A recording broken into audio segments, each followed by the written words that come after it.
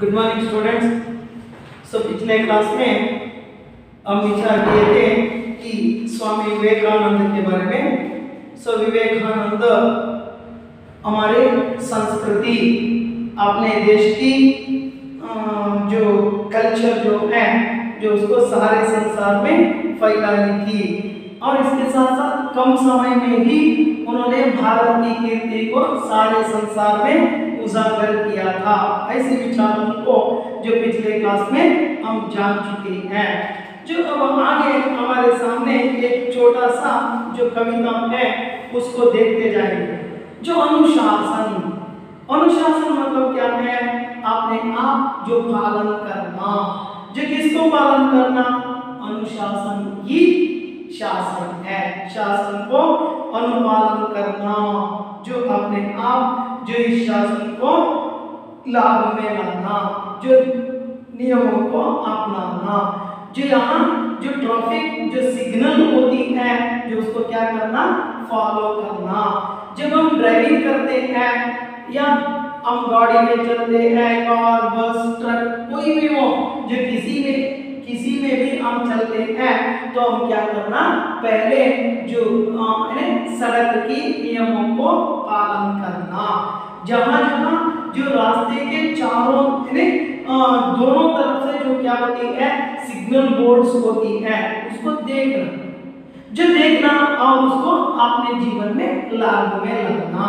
Understand? ನೋಡಿ, ನಾವು ರಸ್ತೆಯಲ್ಲಿ ಡ್ರೈವ್ ಮಾಡಬೇಕಾದ್ರೆ ಲೆಫ್ಟ್ ಸೈಡ್ ಅಲ್ಲಿ ಆಗಬಹುದು, ರೈಟ್ ಸೈಡ್ ಅಲ್ಲಿ ಆಗಬಹುದು, ಸಿಗ್ನಲ್ ಗಳನ್ನ ಹಾಕಿರ್ತಾರೆ, ಸಿಗ್ನಲ್ ಬೋರ್ಡ್ ಗಳು ಇರ್ತವೆ.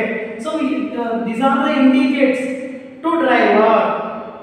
ಅವೆಲ್ಲ ಡ್ರೈವರ್ ಗೆ ಇಂಡಿಕೇಟ್ ಮಾಡ್ತಾ ಇದೆ. ಏನಪ್ಪ ಅಂದ್ರೆ for example hospital zone, don't go on. Understand? You can see ನೋಡಿರ್ತೀರ ನೀವು. ನೋಡಿ, ಈ ತರ ಬೋರ್ಡ್ ಇರುತ್ತೆ, ಇಲ್ಲಿ ಹಾಕಿರ್ತಾರೆ ಹಾಸ್ಪಿಟಲ್ ಝೋನ್ ಅಂದ್ರೆ ಒಂದು ಬೆಡ್. ಬೆಡ್ ಚಿತ್ರ ಇರುತ್ತೆ, ಅದ್ರ ಮೇಲೆ ಪೇಷಂಟ್ ಮಲಗಿರ್ತಾನೆ. ಅವನಿಗೆ ಅಲ್ಲಿ ಆರ್ಮ್ ಮಾಡಬಾರ್ದು, ಆರ್ಮ್ ಚಿತ್ರ ಹಾಕ್ಬಿಟ್ಟು ಹಿಂಗ್ ಇಂಟು ಮಾರ್ಕ್ ಹಾಕಿರ್ತಾರೆ. जिसका मतलब है कि जो पेशेंट जो है जो उसको नींद आना ही मुश्किल है, डॉक्टर जो उसको दवा देकर जो क्या करते हैं उसको सुलाते हैं। लेकिन ऐसे संदर्भ में जो आर्म दबाने से क्या होती है उसकी नींद टूट जाती है। इसलिए don't blow arm, this is indicate. Understand? इसी तरफ से हम जो आगे देखते हैं जो ऐसा जो सिग्नल होती है, जो एक बच्चे जो क्या होती है आपके पास ऐसे बैग डालकर जाने का चित्र, ತನ್ನ ಒಂದು ಬ್ಯಾಗ್ ಹಾಕೊಂಡು ಹೋಗ್ತಾ ಇರತಕ್ಕಂತ ಚಿತ್ರ. ಅದು ಏನು ಇಂಡಿಕೇಟ್ ಮಾಡುತ್ತಪ್ಪ ಅಂತಂದ್ರೆ ಸ್ಟೂಡೆಂಟ್ಸ್ ಹೋಗ್ತಾ ಇದ್ದಾರೆ, ಆರ್ಮ್ ಮಾಡಬಾರ್ದು, गो स्लो, या ऐसा इंडिकेशन होती है। इसी तरह जो हमारे सामने जो ऐसा एक जो ट्रैफिक सिग्नल के बारे में हमारे सामने एक विचार है। जो ट्रैफिक सिग्नल तुम लोगों को मालूम है, तुम लोग जानते हैं, ट्रैफिक सिग्नल में हर एक चौराहे पर जो इस तरह का सिग्नल डालते हैं, इलेक्ट्रॉनिक सिग्नल। अंडरस्टैंड? पहले तो मैनुअल था, अब मैनुअल नहीं है, जो इलेक्ट्रॉनिक बन गए हैं। अंडरस्टैंड? ಮೊದಲು ಮ್ಯಾನ್ಯುಯಲ್ ಅಂತ ಪೊಲೀಸ್ ಇರ್ತಾ ಇದ್ರು, ಅವರು ಸಿಗ್ನಲ್ ಮಾಡ್ತಾ ಇದ್ರು, ಅವ್ರು ಯಾವ ಕಡೆ ಸಿಗ್ನಲ್ ಮಾಡ್ತಾರೋ ಆ ಕಡೆ ಹೋಗಬೇಕಾಗಿತ್ತು. अब तो ऐसा नहीं है, जो मैनुअल की जगह में इलेक्ट्रॉनिक सिग्नल आ गए हैं। ये सिग्नल हमें संकेत देते जाते हैं, एक प्रकार का एक रंग का जो कलर या रंग का जो लाइट यानी बत्ती जो हमें संदेश देता है। ನಮಗೆ ಸಂದೇಶನ ಕೊಡ್ತವೆ, ಒಂದೊಂದು ಕಲರ್ ಇಂಡಿಕೇಟ್ ಮಾಡ್ತವೆ. ಏನಂತ ಅಂದ್ರೆ ಗೋ, ಸ್ಟಾಪ್, और जाने की तैयारी करो, ऐसा जो हमें सिग्नल देती है। ऐसे सिग्नल के बारे में डॉक्टर रमेश मिलन ऐसा एक लेखक ने कवि ने हमारे सामने एक विचार को रखा है, वही ट्रैफिक सिग्नल। अनुशासन ही शासन है, नियमों को अपनाना। अंडरस्टैंड? नियमों को पालन करना। अगर नियमों को पालन ना करने से क्या होती है, दुर्घटना होती है। इसलिए दुर्घटनाओं से बचने के लिए पहले इस तरह की सिग्नल को फॉलो करना है। ಅಂಡರ್ಸ್ಟ್ಯಾಂಡ್ ನೋಡಿ ಆಕ್ಸಿಡೆಂಟ್ಸ್ ಆಗ್ತವೆ, ಆ ಆಕ್ಸಿಡೆಂಟ್ ಇಂದ ನಾವು ಬಚಾವ್ ಆಗಬೇಕು ಅಂದಾಗ ನಾವೇನ್ ಮಾಡಬೇಕು, ಈ ರೀತಿಯ ಸಿಗ್ನಲ್ ಗಳನ್ನ ಫಾಲೋ ಮಾಡಬೇಕು। ಸೊ ಕಾನೂನು ಮಾಡೋದು ಯಾರು, ನಾವೇನೆ, ಅದನ್ನ ಪಾಲನೆ ಮಾಡೋರು ಯಾರು, ನಾವೇ पालने ಮಾಡಬೇಕು। ऐसे अनुशासन ही शासन होती है। ऐसी एक छोटा सा कविता हमारे सामने है, देखते जाएंगे, देख लो। पहला जो आशय दिया है, देखो, लाल हरी पीली बत्ती ये ट्रैफिक के संकेत। जो लाल हरी पीली, अंडरस्टैंड, लाल, देखो लाल, जो लाल मतलब क्या है, red, red, red colour. Then next हरी, हरी मींस क्या है, सो हरी मींस जो होता है ग्रीन, ग्रीन। और पीली, पीली मतलब क्या होते हैं, येलो, येलो कलर। हमें ऐसा एक संकेत देता है, जो ये कलर, बत्ती मींस क्या है, लाइट, अंडरस्टैंड, लाइट को बत्ती बोलते हैं। ये ट्रैफिक के संकेत, चलो कब चलना है, किस तरह की जो कलर का लाइट आने से चलना है, रेड आने में चलना है क्या, ಯಾವ ಕಲರ್ ಬಂದಾಗ ನಾವು ಗಾಡಿನ ಮೂವ್ ಮಾಡಬೇಕು, ಸಿಗ್ನಲ್ ಇಂದ ರೆಡ್ ಬಂದಾಗ ಮೂವ್ ಮಾಡಬೇಕಾ, it is wrong. Hari colour, ये जो ग्रीन कलर जब बत्ती जलते हैं, जलते ही हम जानो है। जो संकेत ग्रीन गो, red stop, yellow get ready, ऐसा एक संदेश इसके द्वारा हमें प्राप्त होते हैं। जो हरी, हरी पर रुको, लाल पर रुको, रुको मींस क्या है, स्टॉप, अंडरस्टैंड ನೋಡಿ। सो लाल ಅಂದ್ರೆ स्टॉप ಅಂತ, स्टॉप। हरी मींस क्या है, गो। देन नेक्स्ट पीली मतलब क्या है, get ready, get ready, ready तैयारी करके रखना, मतलब है कि गाड़ी को चालू करके रखना है। सो ऐसा ये सिग्नल आते ही और हरी रंग ग्रीन आते ही एकदम हम चल सकते हैं।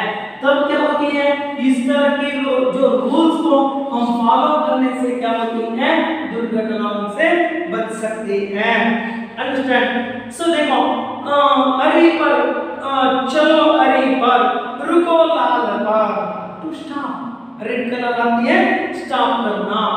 और पीली करे, पीली करे सचेत, सचेत मतलब क्या, जागरूक रहना। जो ग्रीन कलर लाइट आ जाएगा चलने के लिए रेडी करना।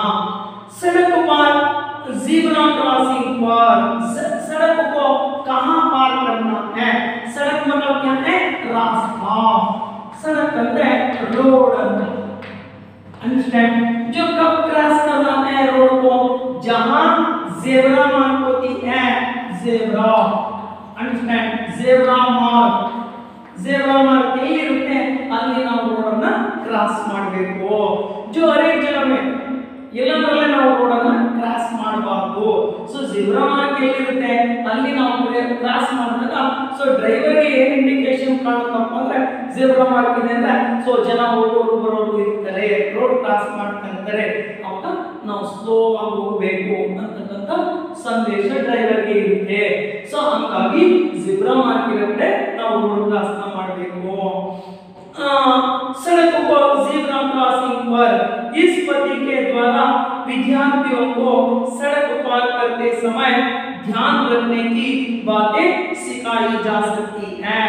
जो देखो इस कविता के द्वारा डॉक्टर रमेश मिलन ने हमें ऐसा एक सूचना दे रहा है कि सड़क पार करते समय ध्यान रखने की, ध्यान रखना, बच्चे सड़क को पार करते संदर्भ में ध्यान रखना, रोड रूल्स जो होती है उसको फॉलो करना। अंडरस्टैंड, रोड रूल्स ना फॉलो ಮಾಡಬೇಕು, ನಾವು ರಸ್ತೆನ ಓದ್ಕೊಂಡು ಹೋಗಬಾರದು। ಸೋ ಯಾವಾಗಲೂ ನಾವು ರಸ್ತೆ ಎಡಭಾಗಕ್ಕೆ ಸಂಚಾರ ಮಾಡಬೇಕು, ಪಾದಚಾರಿಗಳು, ಅಂಡರ್ಸ್ಟ್ಯಾಂಡ್। ಸೋ ಪಾದಚಾರಿಗಳು ಅಂತಂದ್ರೆ ನಾವು ಹೋಗ್ತಕ್ಕಂತ ಜನರು, ಸೋ ಅವ್ರನ್ನ ಯಾವಾಗಲೂ ಅವರು ರಸ್ತೆ ಲೆಫ್ಟ್ ಸೈಡ್ ಗೆ ನಾವು ಯಾವಾಗಲೂ ಟ್ರಾವೆಲ್ ಮಾಡಬೇಕು। ನಾವು ನಡ್ಕೊಂಡು ಹೋಗ್ಬೇಕಾದ್ರೆ ಅದನ್ನ ಬಿಟ್ಟು ನಾವು ರೈಟ್ ಸೈಡ್ಗೆ ಹೋಗಬಾರದು ಅಂತ ಇದು ಒಂದು ನಿಯಮ ಇದೆ. ಅಂಡರ್ಸ್ಟ್ಯಾಂಡ್? ಸೊ ಫಾಲೋ ಮಾಡೋದು ಬಿಡೋದು ಅವರವರ ವೈಯಕ್ತಿಕ ವಿಚಾರ, ಆದ್ರೆ ಫಾಲೋ ಮಾಡಲೇಬೇಕು. ಸೊ ಏನಾದರೂ ದುರ್ಘಟನೆ ಆಯಿತು ಅಂತಂದಾಗ ಸೊ ನಾವು ಅದಕ್ಕೆ ಆನ್ಸರ್ ಮಾಡ್ಲಿಕ್ಕಾಗಲ್ಲ. ನಾವು ರಾಂಗ್ ರೂಟಲ್ಲಿ ಬಂದಿದ್ದೀವಿ, ಅದಕ್ಕೆ ಆಕ್ಸಿಡೆಂಟ್ ಆಗಿದೆ ಅಂತ ಹೇಳಿ ಎಲ್ಲ ವಿಧವಾದಂಥ ಏನು ಕೇಸ್ಗಳು ನಮ್ಮ ಮೇಲೆ ಹಾಕ್ತಾರೆ. ಅದನ್ನ ನಾವು ಫಾಲೋ ಮಾಡಬೇಕು ಆ ಕಾರಣದಿಂದ. सड़क पार करते समय ध्यान रखने की बातें सिखाई जा सकती है. ಅದನ್ನ ಕಲಿಸ್ತಾ ಇದ್ದಾರೆ, ನೋಡ್ತಾ ಹೋಗೋಣ ಏನು ಹೇಳ್ತಾರೆ ಅಂತ. अनुशासन ही शासन है. अनुशासन ही शासन है. ये तो कविता है. कविता रमेश मिलन. ओके, रमेश मिलन हिंदी के सुप्रसिद्ध बाल साहित्यकार है. जो कवि परिचय रमेश मिलन का जो सुप्रसिद्ध जो बाल साहित्यकार है. जो बाल साहित्यकार मीन्स क्या है? जो चाइल्ड लिटरेचर अನ್ನು ಬರೆದಿರ್ತಕ್ಕಂಥವರು, जो बाल साहित्य को ज्यादा प्रोत्साहन देने वाला व्यक्ति डॉक्टर रमेश मिलन जी है हिंदी साहित्य में. जो उनका जन्म हुआ था 7 जुलाई, जो इनका जन्म हुआ था 7 जुलाई. इनका जन्म डॉक्टर रमेश मिलन. रमेश मिलन जो इनका जन्म हुआ था, जो कब हुआ था? जन्म सो जन्म 7 जुलाई.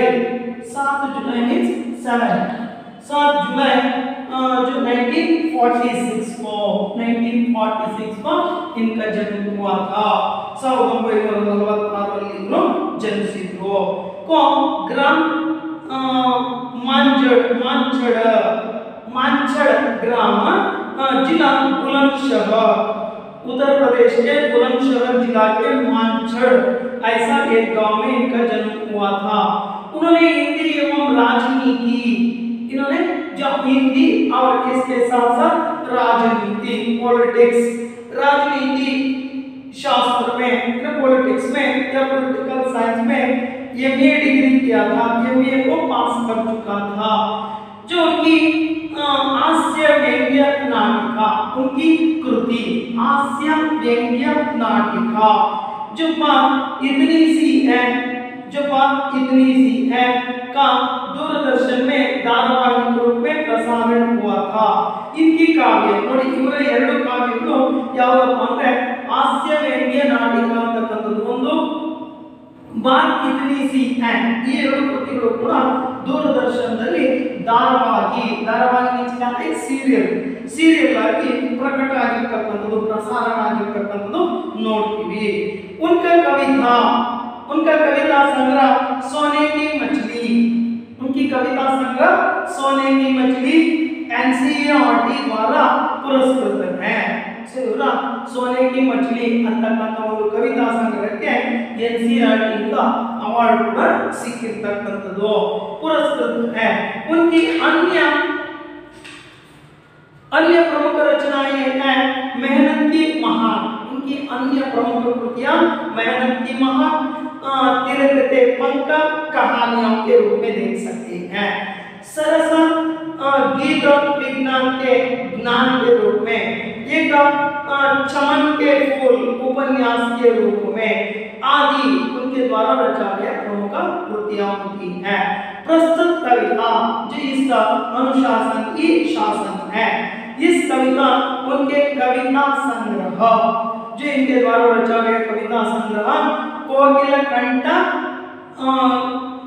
संग्रह कोकिल कंठ सलोने गीत से ली गई है. Underline the sentence. ಕೇಳಬಹುದು, ಕೇಳಿ ಬರಲ್ಲ. इस कविता के आकर ग्रंथ ಅಂತ ಕೇಳಬಹುದು, ಅಥವಾ इस कविता को अनुशासन ही शासन है कविता को जो किसके द्वारा लिया गया है ऐसा पूछ सकते हैं. तब लिखना होगा जो कविता संग्रह कोकिल कंठ सलोने गीत से ली गई है. अंडरस्टैंड? ಅದನ್ನ ನಾವು ನೆನಪಿಟ್ಕೊಂಡು ನೋಡಬೇಕಾಗುತ್ತೆ, ನೋಡ್ತಾ ಹೋಗೋಣ। अनुशासन ही शासन है। इस कविता के द्वारा जो कवि का जो और भी जो क्या संदेश होते हैं देखते जाएंगे। देखो, चलती बस में चढ़ो नहीं तुम और कभी मत कूदो, कभी सड़क पर जाकर बच्चों नहीं खेलने लगना। जो साइकिल पर हो या वो पैदल कभी ना बेदाब चलना, न जाने क्यों हेलमेट बिना समझदार ये चलते, फिर तो आखिर अपना ही है इतना नहीं समझते। घर पर जो हदे बांटना दो उनको गम की सौगंध, दुर्घटना हो जाए सड़क पर कभी ना आंख चुराओ, करो मदद घायल की फौरन अस्पताल पहुंचाओ। जीवन है अनमोल कोई ना होने पाए अनाथ। जगह जगह पर चौराहों पर जो संकेत दिए हैं उनका पालन करने वाले सबके प्रिय रहे हैं। जीवो और जीने दो का ये मान रहे सिद्धांत। जो देखो सिद्धांत बहुत अच्छी है। जीवो और जीने दो, जीवो और जीने दो, जीवो और जीने दो मतलब क्या? जियो, अपने आप जियो और इसके साथ साथ दूसरों को भी यहाँ जीने के लिए मौका दो। नीनु बदको ಬೇರೆಯವರನ್ನು ಬದುಕೋದಕ್ಕೆ ಬಿಡು। जो कितना अच्छा संदेश है, अंडरस्टैंड, बहुत अच्छा संदेश, ತುಂಬಾ ಒಳ್ಳೆಯ ಸಂದೇಶ। ನಾನು ಬದುಕಬೇಕು, ಬೇರೆಯವರನ್ನು ಬದುಕೋದಕ್ಕೆ ಬಿಡಬೇಕು। सो ये संदेश इस कविता का जो प्रमुख तत्व है। ಈ ಕವಿತೆಯ ಪ್ರಮುಖ ತತ್ವ ಅಂಶ ಯಾವುದಪ್ಪ ಅಂದ್ರೆ ನೀನು ಬದುಕಬೇಕು, ಬೇರೆಯವರನ್ನು ಬದುಕೋದಕ್ಕೆ ಬಿಡಬೇಕು ಅಂತಕ್ಕಂಥದ್ದು। ಸೋ ನೋಡೋಣ ಏನು ಹೇಳ್ತಾರೆ ನೋಡಿ। चलती बस में चढ़ो नहीं तुम, चलती बस। सो बस में हम ट्रैवल करते संदर्भ में जो चलते बस में जो हम ना चढ़ना है, चढ़ना मींस क्या है? हत्तो दो ನೋಡಿ, ಚढ़ना ಅಂದ್ರೆ ಹತ್ತತಕ್ಕಂಥದ್ದು। सो ಹೋಗ್ತಾ ಇರತಕ್ಕಂಥ ಬಸ್ಗೆ ನಾವು ಯಾವತ್ತೂ ಹತ್ತಬಾರದು, ಹತ್ತೋದು, ಸ್ಟೆಪ್ ಮಾಡೋದು। ಬಸ್ ಹೋಗ್ತಾ ಇರುತ್ತೆ, ಓಡೋಗಿ ಹತ್ಕೊಳ್ಳೋದಕ್ಕೆ ಹೋಗ್ತೀವಿ। अनएक्सपेक्टेड आगे कई अथवा काल स्लिप आगे बिंदोದಾಗ सचक्रों ಮೇಲೆ ಇರುತ್ತೆ। इसलिए जो उन्होंने कार्य दी है पहले सूचना चलती बस में ಹೋಗ್ತಕ್ಕಂಥ ವೆಹಿಕಲ್ ನಲ್ಲಿ नहीं चढ़ो तुम, चढ़ना ಹತ್ತತಕ್ಕಂಥದ್ದು ತಪ್ಪು। और कभी मत कूदो, इसके विरुद्ध में या इसके तत्विरुद्ध में हम लोगों ने क्या करना है? जो न कूदना है, कूदना मींस ಬೀಳ್ತಕ್ಕಂಥದ್ದು ಅಥವಾ ಹೋಗ್ತಾ ಇರೋ ಬಸ್ಗೆ ನಾವೇನೋ ಒಂದು ಸ್ಟಾಪ್ ಇರುತ್ತೆ, ನಾವಿಲ್ಲಿ ಇಳ್ಕೋಬೇಕು, ಹತ್ರ ಆಗುತ್ತೆ। ಸೊ ಅದಕ್ಕೆ ನಾವೇನು ಮಾಡ್ತೀವಪ್ಪ ಅಂದ್ರೆ ಹೋಗೋ ಬಸ್ನಲ್ಲಿ ಬಸ್ ಹೋಗ್ತಾ ಇದ್ದಂಗೆ ಕೆಳಗಡೆ ಧುಮುಕ್ ಬಿಡೋದು ಇದೆಲ್ಲ ಮಾಡ್ತೀವಿ, ಅಥವಾ ಹಂಪ್ಸ್ ಬರುತ್ತೆ ಆ ಹಂಪ್ಸಲ್ಲಿ ಕೆಳಗಡೆ ಬೀಳೋದು ಇದೆಲ್ಲ ಮಾಡ್ತೀವಿ। ये सभी ना करना है। और कभी मत कूदो, ಇಳಿತಕ್ಕಂಥದ್ದು ಅಥವಾ ಹತ್ತತಕ್ಕಂಥದ್ದು ಮಾಡಬಾರದು। जहाँ हम ट्रैवल करते संदर्भ में चलते बस में नहीं जो चढ़ना है और नहीं कूदना है, ये अंश को हर एक ने याद रखना। कभी सड़क पर जाकर बच्चों, कभी हर एक रोज भी हम चलते रहते हैं सड़क पर, सड़क मीन्स रास्ता, रास्ता या जो रोड पर हम चलते संदर्भ में पर जाकर बच्चों, सड़क में हम लोगों ने ना खेलना है। जो कहाँ खेलना है? मैदान में खेलना है, रास्ते में मत खेलना है। ये तो मना किया है, अंडरस्टैंड। ಅದು ತಪ್ಪು, ಒಪ್ಕೊಳ್ಳೋದಿಲ್ಲ। ರಸ್ತೆನಲ್ಲಿ ನಾವು ಆಟ ಆಡ್ತಾ ಹೋಗಬಾರದು, ಅಂಡರ್ಸ್ಟ್ಯಾಂಡ್। ಮಕ್ಕಳನ್ನ ನಾವು ನೋಡ್ತೀವಿ ಏನ್ ಮಾಡ್ತಾರಪ್ಪ, ರಸ್ತೆಯಲ್ಲಿ ಕೆಲಸ ಮಾಡ್ಕೊಂಡು ಹೋಗ್ತಾ ಇರ್ತಾರೆ। ಸೊ ಏನೋ ಜಗಳ ಕಡೆ ಕಾನ್ಸಂಟ್ರೇಟ್ ಮಾಡ್ತಾರೆ, ಹಿಂದ್ಗಡೆ ಅಥವಾ ಎದುರುಗಡೆಯಿಂದ ವೆಹಿಕಲ್ ಬರೋದು ಕಾಣೋದಿಲ್ಲ, ಸೊ ಅವಾಗ एक्सीडेंट्स ಆಗ್ತವೆ। इसलिए जो ऐसे संदर्भ में हम क्या करना, कभी सड़क पर चलते संदर्भ में बच्चों ना खेलने लगना, जो खेलना नहीं चाहिए, ये भी याद रखना। हटाड़ಕೊಂಡು ಹೋಗೋದು ತಪ್ಪು। अब साइकिल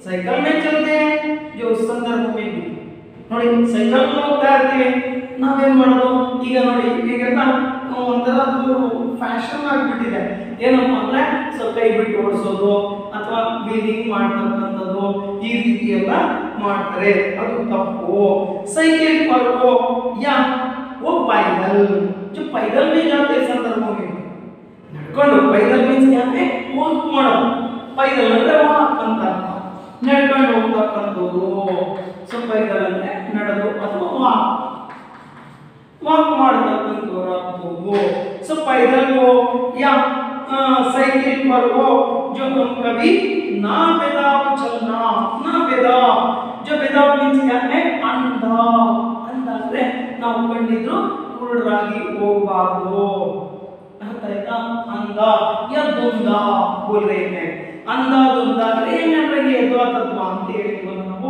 ಕನ್ನಡದಲ್ಲಿ ಹಾಗೆ ಅಂಧ ಧುಂಧ ನಾ ಚನ್ನ ಬೇದ ನಾ ಚನ್ನ ಹೆಂಗಂದ್ರೆ ಹೋಗೋದು ಇದಕ್ಕಿದಂಗೆ ಲೆಫ್ಟ್ ಅಲ್ಲಿ ಹೋಗ್ತಾ ಇರ್ತೀವಿ ಸಡನ್ ಆಗಿ ರೈಟ್ ಬರೋದು ಅಥವಾ ಏನು ಇಂಡಿಕೇಟ್ ಸಿಗ್ನಲ್ ಏನು ಮಾಡಿದಂಗೆ ಹೆಂಗಂದ್ರೆ ಯಾವ ಕಡೆ ಕಂಡ್ರೆ ಆ ಕಡೆ ತಿರುಗಿಕೊಳ್ಳೋದು ಇದೆಲ್ಲ तपो जो पहले जो ऐसे नियमों को हम लोगों ने पालन करना अंडरस्टैंड अनुशासन जो उसको फॉलो करना जो कानून किसके लिए बनाया है हमारे लिए नमಗೋಸ್ಕರನೇ कानून ಮಾಡಿರ್ತಕ್ಕಂಥದ್ದು ಸೇಫ್ಟಿ ನಮ್ಮ ಸೇಫ್ಟಿಗೋಸ್ಕರ इसलिए हम ऐसे सेफ्टी को जो पहला देखना है कभी ना बेदाब चलना न जाने क्यों हेलमेट बिना न जाने मींस क्या के यार ಗೊತ್ತು हेलमेट के बिना हम ना चल सकते हेलमेट ಹಾಕೊಂಡ್ರೆ ನಾವು ಹೋಗಲೇಬಾರದು ರಸ್ತೆಗೆ ಟೂ ವೀಲ್ ರೈಡ್ ಮಾಡ್ತಕ್ಕಂಥದ್ದು ಸೊ ಅದಕ್ಕೆ ಈಗೆಲ್ಲ ಹೊಸ ಆವಿಷ್ಕಾರಗಳು ಬರ್ತಾ ಇದಾವೆ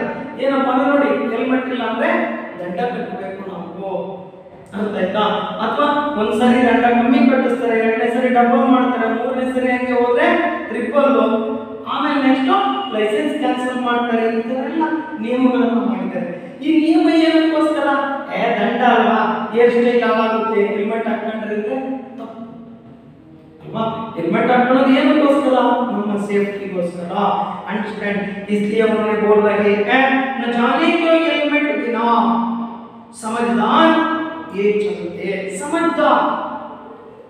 समझदार मींस कौन है जो हम लोग ही हैं यानी जानबूझकर ही बिना हेलमेट हम चलते हैं तो जो उसका दुष्परिणाम किसने जो भोगना पड़ेगा अपने आप भोगना पड़ेगा सो हेलमेट इल्दले ನಾವು ತಿಳಿದು हेलमेट इल्दले ಹೋದಾಗ ನಾವು ಏನು ಮಾಡ್ತೀವಿ ಏನಾದರೂ ದುರ್ಘಟನೆ ಆಯ್ತು ಅಂದ್ರೆ ಅದನ್ನು ನಾವೇ ಅನುಭವಿಸಬೇಕು इसलिए न जाने क्यों हेलमेट बिना हेलमेट ना चलना है समझदार के चलते सिर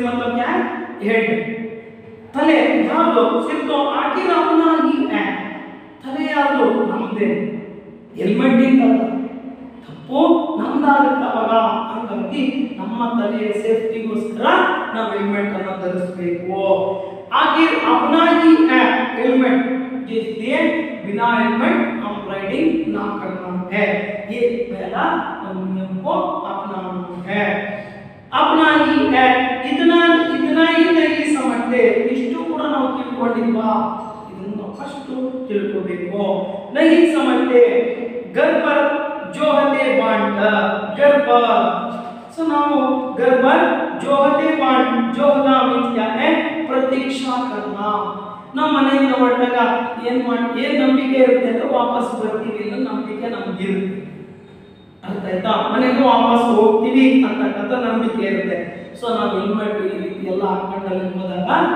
ನಾವು ವಾಪಸ್ ಹೋಗ್ತೀವಿ ಅನ್ನೋ ನಂಬಿಕೆಯನ್ನ ನಾವೇ ಕಳ್ಕೊಂಡ್ಬಿಡ್ತೀವಿ ಜೋಹತೆ ಬಾಂಟ್ನ ನಾವೇ ದುಃಖ ನಮಗೆ ಹಂಚ್ತಕ್ಕಂಥದ್ದು ಬಾಂಟ್ ಅಂದ್ರೆ ಹಂಚೋದು बांट न दो उनको गम की सौगात जो उनको गम मतलब क्या है दुख की स्वागत हम लोग अपने आप ही दे देते हैं नावे दुखನ स्वागत ಮಾಡಲಾಗುತ್ತೆ जो बिना हेलमेट हम राइडिंग करने से अगर दुर्घटना हुई तो हम लोगों ने जो अपने घर वालों को कैसे स्वागत देती है गम की स्वागत मीन्स दुख की स्वागत ನಾವೇ ದುಃಖವನ್ನ ಆಹ್ವಾನ ಮಾಡಿಕೊಟ್ಟಂತಾಗುತ್ತೆ ಮನೆಯವರಿಗೆ ಸೊ इसी कारण से हम लोगों ने दुख के स्वागत ना करना है तो हम लोग क्या करना हेलमेट पहना अपने आप जो नियमों को अपनाना है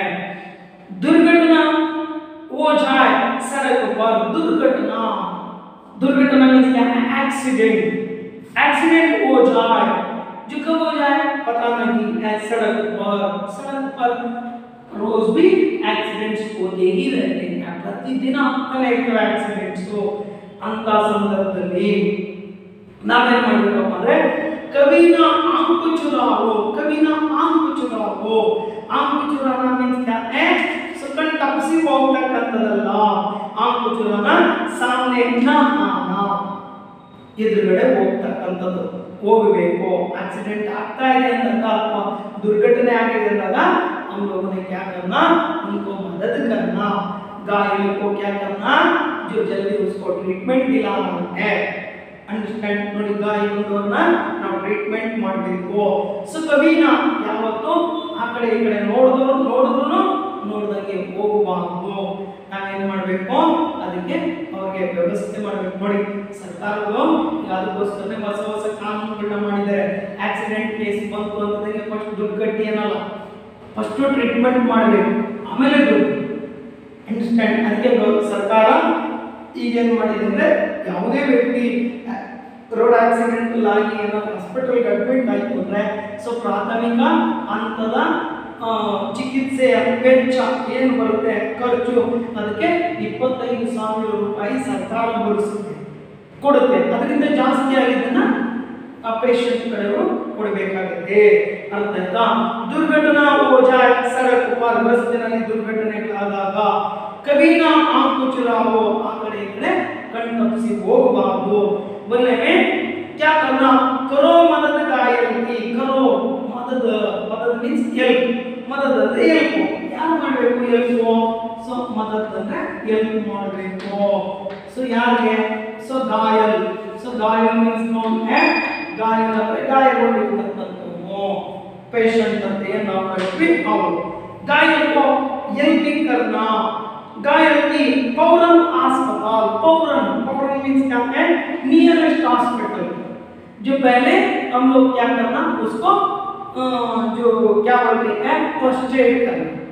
प्रारंभिक चिकित्सा प्रथम चिकित्सा उसको ट्रीटमेंट करके बाद में उसको हॉस्पिटल पहुंचाना जल्दी ನಾವೇ ಪ್ರಾರಂಭಿಕವಾಗಿ ಅವರಿಗೆ ಪ್ರಥಮ ಚಿಕಿತ್ಸೆಯನ್ನು ಮಾಡಬೇಕು ತದನಂತರ ಹತ್ತಿರದ ಹಾಸ್ಪಿಟಲ್ಗೆ ಅವರನ್ನ ಕಳಿಸಿಕೊಡಬೇಕು अंडरस्टैंड घायल की फौरन अस्पताल पहुंचाओ हॉस्पिटल को ले जाना पहुंचाना मींस कಳಿಸಿಕೊಡತಕ್ಕಂತದ್ದು जीवन है अनमोल जीवन क्या है अनमोल मींस क्या है ಬೆಲೆ ಬಾಳತಕ್ಕಂತದ್ದು ಜೀವನ ಅಂತಕ್ಕಂಥದ್ದು ಬೆಲೆ ಬಾಳತಕ್ಕಂಥದ್ದು ಮನುಷ್ಯನ ಜೀವಕ್ಕೆ ಬೆಲೆ ಕಟ್ಟಲಿಕ್ಕೆ ಆಗಲ್ಲ अंडरस्टैंड इसलिए जो बोल रही है जीवन अनमोल मीन्स बेले बाळतक्कंतದ್ದು अनमोल कोई ना होने पाए अनाथ कोई ना होने अनाथ ना होना चाहिए ಯಾರು ಅನಾಥರಾಗಬಾರದು ದಿಕ್ಕು ದೆಸೆ ಇದ್ದವರಾಗಬಾರದು ನಾವು ಅದಕ್ಕೆ ನಾವೇನ್ ಮಾಡಬೇಕು ಸೊ ಅವ್ರನ್ನ ಹಾಸ್ಪಿಟಲ್ಗೆ ಕಳಿಸ್ತಕ್ಕಂತ व्यवस्था ಮಾಡಬೇಕು जल्दी उसको हॉस्पिटल पहुंचाना है जो प्राण है उसको ट्रीटमेंट दिलाना है जो अगर उस हॉस्पिटल में ट्रीटमेंट कम हो तो ट्रीटमेंट ना मिले तो जो फर्स्ट एड करके उसको दूसरी हॉस्पिटल को भेज देना ಆ ಹಾಸ್ಪಿಟಲ್ ಹತ್ತಿರದ ಹಾಸ್ಪಿಟಲ್ ನಲ್ಲಿ ಟ್ರೀಟ್ಮೆಂಟ್ ಕಡಿಮೆ ಸಿಗುತ್ತೆ ಅಂದ್ರೆ ಫೆಸಿಲಿಟಿ ಇಲ್ಲ ಅಂದ್ರೆ ಪ್ರಾಥಮಿಕ ಚಿಕಿತ್ಸೆಯನ್ನು ಕೊಡಿಸಿ ಅವರನ್ನು ಇನ್ನೊಂದು ಹಾಸ್ಪಿಟಲ್ಗೆ ರವಾನೆ ಮಾಡಿಸತಕ್ಕಂಥದ್ದು ನಮ್ಮ ಕರ್ತವ್ಯ ಆಗುತ್ತೆ ಸೊ ಇಲ್ಲಾಂದ್ರೆ ಯಾಕೆಂದ್ರೆ ಯಾರು ಅನಾಥರಾಗಬಾರದು ಅನ್ನೋ ನಿಯಮವನ್ನ ನಾವು ಅಪ್ಲೈ ಮಾಡ್ಕೋಬೇಕಾಗುತ್ತೆ जगह पर जिस कारण से दुर्घटनाओं से बचाने के लिए जगह ಅಂದ್ರೆ ಅಲ್ಲಲ್ಲಿ ಎಲ್ಲೆಲ್ಲಿ ಜಾಗಗಳು जहां जो पीपल क्राउड होती है ಪೀಪಲ್ ಕ್ರೌಡ್ ಅಂದ್ರೆ ಜನರ ಸಂದಣಿ, ಜನಸಂದಣಿ ಅಥವಾ ಜನದಟ್ಟಣೆ ಎಲ್ಲಿರುತ್ತೆ ಆ ರಸ್ತೆಯಲ್ಲಿ ಏನ್ ಮಾಡ್ತಾರಪ್ಪ ಅಂದ್ರೆ ಚೌರಾಹ ಅಂತ ಹೇಳ್ತಾರೆ. ಚೌರಾಹ ಅಂದ್ರೆ ಏನಪ್ಪ ಅಂದ್ರೆ 4 ರಸ್ತೆಗಳು ಕೂಡ್ತಕ್ಕಂಥ ಜಾಗ, ಸರ್ಕಲ್. ದಿಸ್ ಇಸ್ ಕಾಲ್ಡ್ ಚೌರಾಹ. ಪ್ಲಸ್ ಮಾರ್ಕ್ ಅಂತ ಹೇಳ್ತಾರೆ. ಪ್ಲಸ್ ಮಾರ್ಕ್ ಅಂದ್ರೆ ನೋಡಿ, ಈ ಕಡೆನೂ ರಸ್ತೆ ಇದೆ, ಈ ಕಡೆನೂ ರಸ್ತೆ ಇದೆ, ಮೇಲ್ಗೂ ರಸ್ತೆ ಇದೆ, ಕೆಳಗಡೆನೂ ರಸ್ತೆ ಇದೆ, ಹಿಂಗೂ ಇದೆ ಅಂದ್ರೆ 4 ದಿಕ್ಕುಗೂ ರಸ್ತೆ ಇರ್ತಕ್ಕಂಥ ಜಾಗಕ್ಕೆ it is called circle or ಚೌರಾಹ ಅಂತ ಹೇಳ್ತಾರೆ. ಚೌ ಅಂದ್ರೆ 4, ರಾಹ ಅಂದ್ರೆ ದಾರಿಗಳು ಅಂತ ಅರ್ಥ. चौराहों पर जो संकेत दिए हैं, संकेत इंडिकेट, ಸಂಕೇತ ಮಾಡಿದ್ದಾರೆ ಅಥವಾ ಸಿಗ್ನಲ್ ಕೊಟ್ಟಿದ್ದಾರೆ, सो ಅದನ್ನು ಫಾಲೋ ಮಾಡಬೇಕು. संकेत दिए हैं उनका पालन करने वाले, नियमों को पालन करने वाले कौन होते हैं और ये को प्रिय लगते हैं, सबके लिए प्रिय है. ಪ್ರತಿಯೊಬ್ಬರು ಕೂಡ ಆ ನಿಯಮಗಳನ್ನು ಪಾಲನೆ ಮಾಡ್ತಕ್ಕಂಥ ಪ್ರತಿಯೊಬ್ಬ ಮನುಷ್ಯನು ಕೂಡ ಏನಾಗ್ತಾನೆ, ಎಲ್ಲರಿಗೂ ಪ್ರೀತಿ ಉಳ್ಳಂತವನಾಗ್ತಾನೆ. ಸೊ ಅದಕ್ಕೆ so first you should follow the road rules ಅನ್ನೋದನ್ನ ನಾವು ತಿಳ್ಕೋಬೇಕಾಗುತ್ತೆ. ನಾವು ರೋಡ್ ಹಿಡಿಯೋದಕ್ಕೆ ಮೊದಲು ಆ ರೋಡ್ನ ನಿಯಮಗಳನ್ನ ನಾವು ಪಾಲನೆ ಮಾಡಬೇಕು. ಅರ್ಥ ಆಯ್ತಾ? ಸೊ ಇವತ್ತು ನಾವು ನೋಡ್ತೀವಿ, ಸೊ ಮೊಬೈಲ್ ಸಿಕ್ಕೊಂಡ್ರೆ ಸಾಕು, ರಸ್ತೆನೂ ಗೊತ್ತಿಲ್ಲ, ಏನೂ ಗೊತ್ತಿಲ್ಲ, ಸುಮ್ಮನೆ ಮೊಬೈಲ್ ಇಟ್ಕೊಂಡು ಹೋಗ್ತಾ ಇರ್ತಾರೆ. ಅಥವಾ ಸೊ ಕಿವಿಗೆ ನೇತಾಕೊಂಡ್ಬಿಟ್ಟು ಕಿವಿಗೆ ಎಂಥದ್ದು ಏನು ಹೆಡ್ಸೆಟ್ ಹಾಕೊಂಡಿರ್ತಾರೆ. ಇವು ಹಾಕೊಂಡ್ಬಿಟ್ಟು ಏನು ಮಾಡ್ತಾರೆ, ಆರಾಮಾಗಿ ಏನೋ ಕೇಳ್ಕೊಂಡು ಹೋಗ್ತಾ ಇರ್ತಾರೆ. ಇಲ್ಲಿಂದ ಅವನ ಎಷ್ಟು ಆನ ನೋಡಿದ್ರು ಕೇಳಲ್ಲ, ಏನಿಲ್ಲ, ಸೊ ದುರ್ಘಟನೆಗಳು ಆಗ್ತವೆ. ಸೊ ಅದಕ್ಕೆ ಮನೆಯಿಂದ ಆಚೆ ಹೊರಟಿವಿ ಅಂತಂತಿದ್ದಂಗೆ ನಾವು ರಸ್ತೆಯ ನಿಯಮಗಳನ್ನ ತಿಳ್ಕೋಬೇಕು, ಪಾಲನೆ ಮಾಡಬೇಕು. उनका पालन करने वाले सबके प्रिय रहे हैं, जियो और जीने दो, ನೀವು ಬದುಕಿ ಬೇರೆಯವರು ಬದುಕೋದು ಬಿಡಿ ಅಂತಕ್ಕಂಥ ಸಂದೇಶ. जियो और जीने दो का ये नियमों को जो पालन करे, जो सिद्धांत तत्व, इस तत्व को हर एक में फॉलो करना है. जो हर एक में नियमों को पालन करने से दुर्घटना ना हो सकती है. ಎಲ್ಲರೂ ನಿಯಮಗಳನ್ನು ಪಾಲನೆ ಮಾಡೋದ್ರಿಂದ ದುರ್ಘಟನೆಗಳು ಆಗೋದಿಲ್ಲ. ಕೆಲವೊಮ್ಮೆ ಏನಾಗುತ್ತಪ್ಪ ಅಂತಂದ್ರೆ ನಾವು ನಿಯಮನೂ ಪಾಲನೆ ಮಾಡಿರ್ತೀವಿ, ಅನ್ಎಕ್ಸ್ಪೆಕ್ಟೆಡ್ ಆಗಿ ಆಗೋಗ್ಬಿಡ್ತಾರೆ, ಅವಾಗ ಏನು ಮಾಡ್ಲಿಕ್ಕೆ ಬರೋದಿಲ್ಲ, ಅವಾಗ ತಪ್ಪು ನಮ್ಮ ಕಡೆಯಿಂದ ಇರೋದಿಲ್ಲ. ಅರ್ಥ ಆಯ್ತಾ? ಸೊ ಈ ಕಾರಣದಿಂದ ಈ ಅನುಶಾಸನದ ನಿಯಮಗಳನ್ನ ನಾವು ಪ್ರತಿಯೊಬ್ಬರು ಪಾಲನೆ ಮಾಡಲೇಬೇಕು. जो इस तरह नियमों को पालन करने से हम जो मनुष्य अपने जो जीवन जो है, अनमोल जीवन जो है, उसको हम आगे ले जा सकते हैं. ನಮ್ಮ ಜೀವನವನ್ನು ಮುಂದೆ ತೆಗೆದುಕೊಂಡು ಹೋಗಬಹುದು. ಇಲ್ಲ ಅಂದ್ರೆ ಯಾರಿಗೆ ಗೊತ್ತು, ದುರ್ಘಟನೆಗಳು ನಮ್ಮನ್ನ ಸಾಯಿಸಿಬಿಡ್ತವೆ ಅಂತಕ್ಕಂಥದ್ದನ್ನ ಸೊ ಇಲ್ಲಿಂದ ನಾವು ತಿಳಿತಾ ಹೋಗ್ಬೋದು. ಸೊ ಮೇನ್ಲಿ जो रास्ते के नियमों को और एक में जो फॉलो करना है, ರಸ್ತೆಯ ನಿಯಮಗಳನ್ನ ಪ್ರತಿಯೊಬ್ಬರು ಪಾಲನೆ ಮಾಡಬೇಕು. ಪ್ರತಿಯೊಬ್ಬರು ಮನೆಯಿಂದ ಆಚೆ ಹೆಜ್ಜೆ ಇಡ್ತಿದ್ದಂಗೆ ನಿಯಮಗಳು ಏನಿದಾವೆ ಅವನ್ನ ಫಾಲೋ ಅಪ್ ಮಾಡಬೇಕು. ಇವನ್ನ ಫಾಲೋ ಅಪ್ ಮಾಡಿದಾಗ ನಮ್ಮ ಜೀವನನೂ ಚೆನ್ನಾಗಿರುತ್ತೆ, ಅಕ್ಕಪಕ್ಕದವ್ರ ಜೀವನ ಕೂಡ ಚೆನ್ನಾಗಿರುತ್ತೆ ಅಂತಕ್ಕಂಥದ್ದೇ ಸೊ ಇಲ್ಲಿನ ಈ ಒಂದು ಕವಿತೆಯ ಒಂದು ಸುಂದರ ಚಿತ್ರಣವನ್ನ ನಾವು ಕಾಣ್ತಾ ಹೋಗ್ತೀವಿ. ಅಂಡರ್ಸ್ಟ್ಯಾಂಡ್? ಸೊ ಅಲ್ಲಿಗೆ ಇರಲಿ, ನೆಕ್ಸ್ಟ್ ಮುಂದಕ್ಕೆ ನೋಡೋಣ. ಸೊ ಮೊಟ್ಟಿಗೆ ಸೊ ಈ ಪೋಯಮನ್ನು ಕೂಡ ಸೊ ಏನು ಮಾಡಬೇಕು, ಕಾನ್ಸಂಟ್ರೇಟ್ ಮಾಡಬೇಕು, ವರ್ಕ್ ಮಾಡಬೇಕು. ಮತ್ತೆ ಇಲ್ಲಿ ಕೆಲವೊಂದು ಸಣ್ಣ ಪುಟ್ಟ ಗ್ರಾಮರ್ ಕಂಟೆಂಟ್ಸ್ ಕೊಟ್ಟಿರ್ತಾರೆ, ಅವುಗಳ ಕಡೆ ಕೂಡ ಕಾನ್ಸಂಟ್ರೇಟ್ ಮಾಡಿ ಸೊ ಒಮ್ಮೆ ಓದ್ಕೊಂಡಿರ್ಬೇಕು. Okay, thank you children.